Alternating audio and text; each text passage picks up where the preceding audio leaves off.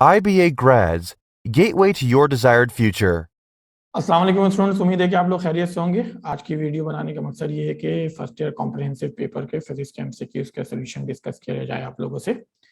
उसमें सबसे पहले देखो, पहले एमसीक्यूज में हमारे पास है द डायमेंशन ऑफ टॉर्क। तो टॉर्क का डायमेंशन अगर तुम डिस्कस करो ना, तो तुम्हारे पास चार ऑप्शन यहाँ पर गिवन है, M L square T, M L square T minus two, M L square T square and M L square T की पावर -2। अब इसमें अगर देखो तो टॉर्क हमारे पास होता है कुछ इस तरह से है कि टॉर्क के लिए हम यूनिट डिस्कस करते हैं न्यूटन मीटर। ठीक हो गया। अच्छा, अब इस न्यूटन मीटर में इसके यूनिट में बात करोगे तो KG metre per second square और इसके साथ साथ मीटर आ जाएगा। अब अगर मैं डायमेंशन सब्स्टिट्यूट करूं ना, तो केजी की जगह तुम्हारे पास आ जाएगा बेटा एम, मीटर है ये दो, तो इन दोनों मीटर के लिए एल स्क्वायर और ये हो जाएगा टी स्क्वायर। तो हमारे पास सही ऑप्शन क्या हो जाएगा इसके standard form, M L T की पावर -2। ठीक हो गया। अच्छा, अब सेकंड एमसीक्यूज के लिए डिस्कस करें तो if the resultant of two forces each of magnitude F is 2f, अगर दो फोर्सेस का मैग्नीट्यूड f है और इनका जो रिजल्टेंट है वो 2f है, then the angle between them will be. अब इनके दरम्यान में एंगल, तो इसके लिए तुम्हारे पास ऑप्शन क्या क्या गिवन है, 120 डिग्री, 30 डिग्री, 60 डिग्री और 0 डिग्री। अब अगर मैं तुम्हारे लिए एक ऑब्जेक्ट को सपोज कर लेता हूं जिसका मास m हो, इसके ऊपर दोनों फोर्स लगाओ, एक F1 है और दूसरा भी हमारे पास F2 है, और ये F1 F2 दोनों मैग्नीट्यूड में दोनों एक दूसरे के बराबर हैं, तो F और इनका जो सम होगा वो 2F के बराबर है, और ये इंफॉर्मेशन हमारे पास गिवन है सवाल में ही। तो जब सवाल में ही गिवन है तो हमारे पास क्या बन जाएगा बेटा, इसमें एंगल 0 डिग्री F1 और F2 के दरमियान में। ठीक हो गया। चल, अब एमसीक्यूज नंबर 3 पे बात करते हैं। एमसीक्यूज नंबर 3 में क्या है, the reverse process of vector addition is called.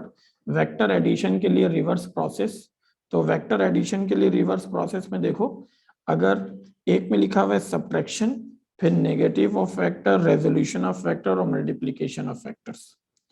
Individual अगर मैं एडिशन ऑफ वेक्टर पे बात करूं ना, तो एडिशन ऑफ वेक्टर में वेक्टर के दो कंपोनेंट से हम एक वेक्टर कैलकुलेट करते हैं इस तरह, ये एडिशन ऑफ वेक्टर है।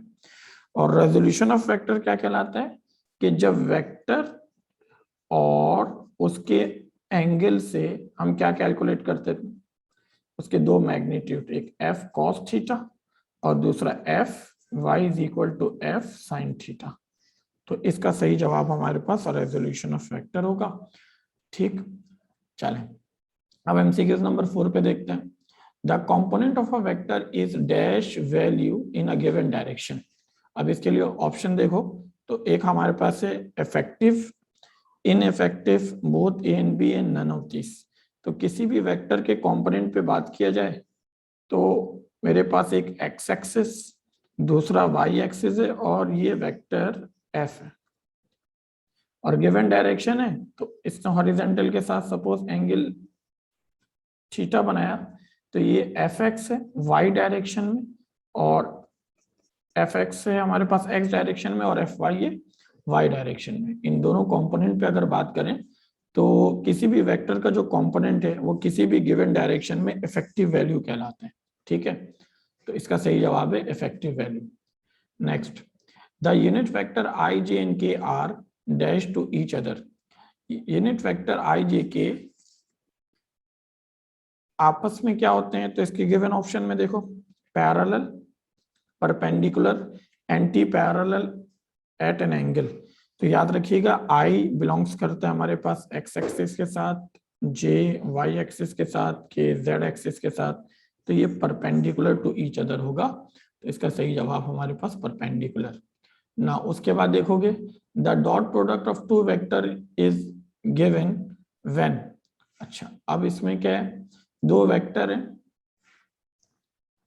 उनका डॉट प्रोडक्ट निकाला और ये नेगेटिव हो गए। अच्छा, नेगेटिव कब होगा, तो ऑप्शन में हमारे पास they are parallel vectors, they are anti parallel vector, they are perpendicular vector और नन ऑफ दिस। अब डॉट प्रोडक्ट में देखोगे ना तो ए डॉट बी बराबर होता है हमारे पास ए बी कॉस थीटा। अब ये नेगेटिव है, और अगर ये नेगेटिव है ना तो नेगेटिव में कॉस 180 में नेगेटिव बनता है। ठीक हो गया, तो वो एंटी पैरेलल है इस गिवन ऑप्शन में मेरे पास, they are anti parallel vector, cos 180 -1 के बराबर हो जाता है। ठीक, नेक्स्ट उसके बाद देखोगे इसमें देखो एमसीक्यूज नंबर 7 में हमारे पास if vectors A and B represent the two sides of a triangle then the area of the triangle is given by, इसके ऑप्शन में देखो हमारे पास है 2 into magnitude of A cross B, फिर half into magnitude of A cross B, फिर 2 into A cross B का product, उसके बाद नन ऑफ दिस। तो एरिया ऑफ ट्राइंगल के लिए half into A cross B का मैग्नीट्यूड होता है, आपने सेकेंड ईयर में डेरिवेशन में पढ़ा होगा, जिसमें area of parallelogram A cross B का मैग्नीट्यूड होता है, उसी का हाफ हम कर लेते हैं। तो सही जवाब हमारे पास half into magnitude of A cross B.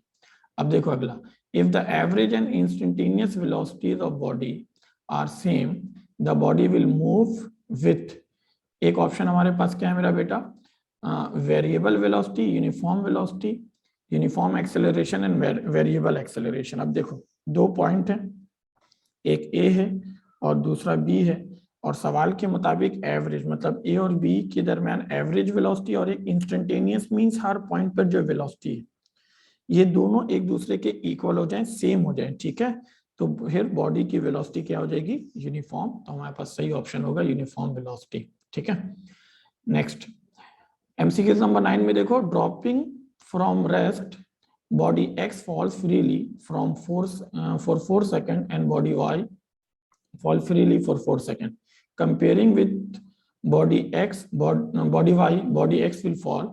अब इसमें हमारे पास ऑप्शन क्या है, half as far the same distance, twice as far और 4 टाइम्स एज फार। तो हमारे पास इसमें होगा the same distance, free fall motion में हमारे पास ये दोनों का डिस्टेंस सेम होगा, टाइम भी सेम है, तो सही जवाब होगा द सेम डिस्टेंस। उसके बाद देखो, mathematically Newton second law in terms of momentum is given by, momentum के इन टर्म्स आपने एक डेरिवेशन पढ़ी होगी, net force is equal to rate of change in momentum. ठीक, और इसको अगर डिस्कस करोगे तो सही जवाब तो हमारे पास क्या हो जाएगा, F is equal to del P upon delta T. और इसके साथ साथ याद रखोगे कि अगर मैं चेंज इन मोमेंटम पे बात कर लूं into F into delta T, तो ये चेंज इन मोमेंटम या product of force and time interval, इन दोनों को हम कहते हैं इम्पल्स कहते हैं। इम्पल्स के टॉपिक में ये डिस्कस किया होगा आप लोगों ने। ठीक है, तो तुम्हारे पास सही जवाब हो गया F is equal to del P upon delta T. Now change in momentum is called, अभी जैसे डिस्कस कर रहा था मैं, चेंज इन मोमेंटम इम्पल्स कहलाता है, तो इसका सही जवाब तो इम्पल्स होगा, सिंपल हो गया 11। नंबर 12 में देखोगे बेटा, the maximum at maximum height the vertical velocity of the projectile. देखो एक प्रोजेक्टाइल की कंडीशन में हमारे पास क्या है, तो ऑप्शन कैसे गिवन है तुम्हारे पास, एक मैक्सिमम, मिनिमम, 0 और नन ऑफ दिस। तो इसके डायग्राम में देख लोगे, इस डायग्राम में मैक्सिमम हाइट पर अगर देखोगे ना तो हॉरिजॉन्टल तो चेंज ही नहीं होता, हॉरिजॉन्टल तो तुम्हारे पास चेंज नहीं होता, तो इस हॉरिजॉन्टल को एज इट इज रहने देते हैं हम, ये Vx है, लेकिन इस पॉइंट पर मैक्सिमम हाइट पर वर्टिकल वेलोसिटी क्या हो जाता है, 0 हो जाता है, means Vy is equal to 0। तो इसका सही जवाब भी मैक्सिमम हाइट पर 0 होगा। ठीक, नेक्स्ट उसके बाद एमसीक्यूज नंबर 13 में, if r is the radius of the circular path of a particle its linear and angular velocities are related as. इसके लिए ऑप्शन देखो, v is equal to omega into R, vector form में given है, v is equal to R cross omega, omega is equal to v cross R और omega is equal to R cross v। तो इसका सही जवाब vector form में याद रखना ओमेगा क्रॉस आर होगा, v का फॉर्मूला। ठीक, तो ये v is equal to omega cross R. Next, due to presence of air resistance the total time of flight of the projectile, इसमें देखो कैसे मेंशन कर रहे हैं हमारे पास, total time of flight remain same, decrease increase, तो air resistance की वजह से स्लो डाउन हो जाएगा तो टाइम बढ़ जाएगा, तो इसका सही जवाब होगा इंक्रीज। नाउ इसके बाद नंबर 15 में torque in terms of angular momentum is given by, torque angular momentum की कंडीशन में rate of change of angular momentum is called torque, means ये ऑप्शन होगा del L upon delta T. Number 16 में देखोगे if the force of 10 Newton is applied parallel to a moment arm 8 metre, torque is dash Newton metre, और इसके option में क्या है देखो 0.8, 80, 0 और नन ऑफ दिस। तो अब इसमें देखोगे ना तो बहुत आसान तरीका है, टॉर्क के लिए फॉर्मूला होता है आर एफ साइन थीटा। अब वैल्यूज तो तुम्हें गिवन है लेकिन ये है पैरेलल, और पैरेलल इंडिकेट करता है कि एंगल 0 है, तो साइन 0 0, तो एवरीथिंग शुड बिकम 0, तो इसका सही जवाब तुम्हारे पास 0 होगा। ठीक, नेक्स्ट उसके बाद anti clockwise torque is taken as positive, ये पॉजिटिव क्लास में एक्सप्लेन किया होगा। ठीक, इसमें अर्थ की मोशन के बारे में बात करते हैं हम। ठीक है भाई, तो इसका सही जवाब हो गया P। नेक्स्ट उसके बाद the ratio of the dimension of capital G to that of the small g। अच्छा, अब इसमें चारों ऑप्शन से पहले एक कंडीशन देख लो, कैपिटल G के लिए डायमेंशन क्या होता है? कैपिटल G के लिए डायमेंशन होता है newton metre square upon kg square. अब newton metre square upon kg square में जब मैं डायमेंशन सब्स्टिट्यूट करूंगा तो इसके लिए mlt-2 और l स्क्वायर होगा, और डिवाइड होगा ये m स्क्वायर से। जब डायमेंशन को इसको सिंप्लीफाई कर लोगे तो कैपिटल G बराबर हो जाएगा m-1 l क्यूब और t-2। ठीक हो गया। और स्मॉल g की यूनिट क्या होती है मेरा बेटा? Metre per second square. इसको सॉल्व करोगे तो l upon T square means lt-2। इन दोनों का रेशो कैलकुलेट करोगे तो t-2 t-2 तो कैंसिल, l से ये कैंसिल हो जाएगा, तो तुम्हारे पास इक्वेशन बनेगी t से कैंसिल हो चुका है m इनवर्स l स्क्वायर और t की पावर नॉट मीन 0। याद रखना डायमेंशन के स्टैंडर्ड फॉर्म mlt होता है, तो जो वेरिएबल मिस होगा उसकी पावर हम 0 सपोज कर लेंगे। ठीक है, तो m inverse t l square t की पावर 0। नाउ एमसीक्यूज नंबर 19 में देखोगे तो the density of earth is dash time the density of water. अब इसके लिए ऑप्शन में हमारे पास है 2.5, 5.5, 3.5 एंड 4.5। इसको देखो तो डेंसिटी ऑफ अर्थ जो है ना हमारे पास, ये बराबर होता है मेरा बेटा 5.5 इंटू 10 की पावर 3, ये बन जाता है केजी पर मीटर क्यूब। और अगर मैं वाटर के बारे में डेंसिटी पे बात करूं तो ये तो अर्थ के, तो वाटर हमारे पास 1000 होता है, तो इस 1000 को देखोगे तो उसको कंपेयर करा लोगे तो हमारे पास आंसर क्या आ जाएगा 5.5 टू बी एग्जैक्ट, कि अर्थ का डेंसिटी वाटर के मुकाबले में 5.5 टाइम ज्यादा है ना। अब देखो एमसीक्यूज नंबर 20 में क्या है कि GE and GP are the acceleration due to gravity of earth and other planet respectively. ठीक हो गया।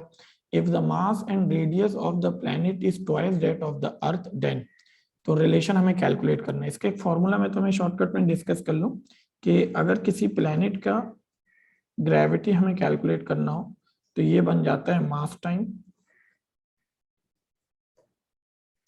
अपॉन रेडियस और डायमीटर टाइम का स्क्वायर इनटू GE। अब अगर तुम सवाल के मुताबिक देखो ना तो मास और रेडियस दोनों ट्वाइस 2 टाइम्स है, तो ऊपर 2 और नीचे 2 का स्क्वायर इंटू GE। अब इसको सॉल्व कर लोगे तो ये बन जाएगा 1/2 इंटू GE। तो सही जवाब तुम्हारे पास acceleration due to gravity of the planet is half of the acceleration due to gravity on earth. ठीक, नाउ बच्चों एमसीक्यूज नंबर 21 में देखेंगे the value of G on the surface of earth is 9.81 metre per second square, what will be the value of G at the centre of the earth. अब centre of the अर्थ के लिए क्या करना है हमें, ये देख लो। सेंटर ऑफ द अर्थ के लिए ऑप्शन में अगर तुम नोट करो ना बेटा तो ऑप्शन हमारे पास आएगा, इसका ऑप्शन है देखो बेटा 0 है, इनफाइनाइट है, 9.81 मीटर पर सेकंड स्क्वायर है मतलब नो चेंज, और 7.63 मीटर पर सेकंड स्क्वायर। अब सेंटर में G की वैल्यू ना 0 होती है और ये बात हम अच्छी तरह जानते हैं। अच्छा, G की वैल्यू अगर सेंटर में 0 है ना बेटा तो 0 वाला फैक्टर हमारे पास कैसे आ जाएगा, तो G डेप्थ वाली इक्वेशन में हम लोगों ने ये बात पढ़ी अच्छी तरह कि 1 - d अपॉन RE होता है। अगर तुम सेंटर तक जाओगे तो D बराबर हो जाएगा RE के, तो ये दोनों आर ई कैंसिल हो जाएगा, 1 - 1 0 होता है, तो एवरीथिंग शुड बिकम 0। तो इस इक्वेशन में हमारे पास इसका सही जवाब क्या आ गया, 0। नाउ एमसीक्यू नंबर 22 देखोगे, 1 horse power is equivalent to, तो 1 हॉर्स पावर पहले यूनिट सेटिस्फाई कर लेना, ये वॉट्स में गिवन है, तो वॉट्स में ये 746 के बराबर होता है। एमसीक्यूज नंबर मेरा बेटा 23 देखोगे कि when a bullet rises vertically upward the kinetic energy of the bullet will, अच्छा kinetic energy of the bullet उसमें देखो लिखा हुआ है decrease, increase, remain same, and इनमें से सारा गलत है, तो अपवर्ड जाएगा। तो अपवर्ड में तुम्हें पता है ना मैक्सिमम हाइट पर वेलोसिटी 0 हो जाती है, तो जैसे जैसे बॉडी ऊपर जाएगी ना तो इसकी वेलोसिटी कम होगी, तो काइनेटिक एनर्जी क्या हो जाएगा बच्चा, डिक्रीज हो जाएगा। तो दिस काइनेटिक एनर्जी डिक्रीजेस, ये सही ऑप्शन हमारे पास डिक्रीज वाला आ जाएगा। ठीक है, नेक्स्ट उसके बाद देखोगे एमसीक्यूज नंबर 24 पे, for a simple harmonic motion dash is necessary, इनमें से कौन सा बहुत जरूरी है, तो इनर्शिया है, रिस्टोरिंग फोर्स है, और वाइब्रेटरी मोशन है, ऑल ऑफ दीज। तो इसका सही जवाब ऑल ऑफ दीज होगा, तो ये ऑप्शन हमारे पास करेक्ट आ गया। ठीक हो गया, नेक्स्ट उसके बाद देखो, अब एमसीक्यूज नंबर हमारे पास है 25 में, ratio of applied force. Applied force के बारे में अगर मैं बात करूं तो ये तो एफ होता है मेरा बेटा, एंड डिस्प्लेसमेंट कवर्ड, तो डिस्प्लेसमेंट एक्स होता है और इसका रेशियो निकालना है, तो बीस एफ अपॉन एक्स कैलकुलेट करना है तुम्हें। तो covered by spring is called, तो ये बेसिकली बराबर होता है स्प्रिंग कांस्टेंट के, क्योंकि ओरिजिनल फॉर्मूले में F इज इक्वल टू के एक्स पढ़ा होगा आप लोगों ने। तो इसके ऑप्शन में अगर हम देखें तो फोर्स इंडेक्स है और कोएफिशिएंट ऑफ फोर्स है, स्प्रिंग कांस्टेंट है, नन ऑफ दीज है, तो सही जवाब हमारे पास क्या आ जाएगा मेरा बेटा, स्प्रिंग कांस्टेंट के। ठीक है, नेक्स्ट उसके बाद देखोगे, इसके बाद एमसीक्यूज नंबर 26 में, a simple harmonic oscillator has a time period t है, the time taken by it to travel from the extreme position to the half of the amplitude। तो एक बात ध्यान में रखो, इसके लिए ऑप्शन है हमारे पास t/6, t/4, t/8 and t/2, मतलब t हाफ हो जाएगा। तो इसको बहुत अच्छी तरह समझो कि टाइम टेकन ना, तो टाइम पीरियड वाले में ये from travelling from extreme position to half of the amplitude, amplitude को तो आमतौर पर एक्स नॉट कहते हैं, लेकिन अगर ये एक्सट्रीम से हाफ ऑफ द एम्पलीट्यूड आ रहा है तो एक्सट्रीम से मीन आ रहा है, तो इसका फॉर्मूला हो जाएगा डिस्प्लेसमेंट का X is equal to X naught, यहाँ पर कॉस ओमेगा टी, ये हाफ ऑफ द एम्पलीट्यूड है एक्स नॉट अपॉन 2, ये एक्स नॉट, यहाँ पर cos 2 pi upon T into T, X naught ने एक्स नॉट को कैंसिल कर दिया बेटा, अगर तुम कॉस इनवर्स यहाँ ले आओगे 1/2, तो ये बन जाएगा 2 pi upon capital T into T,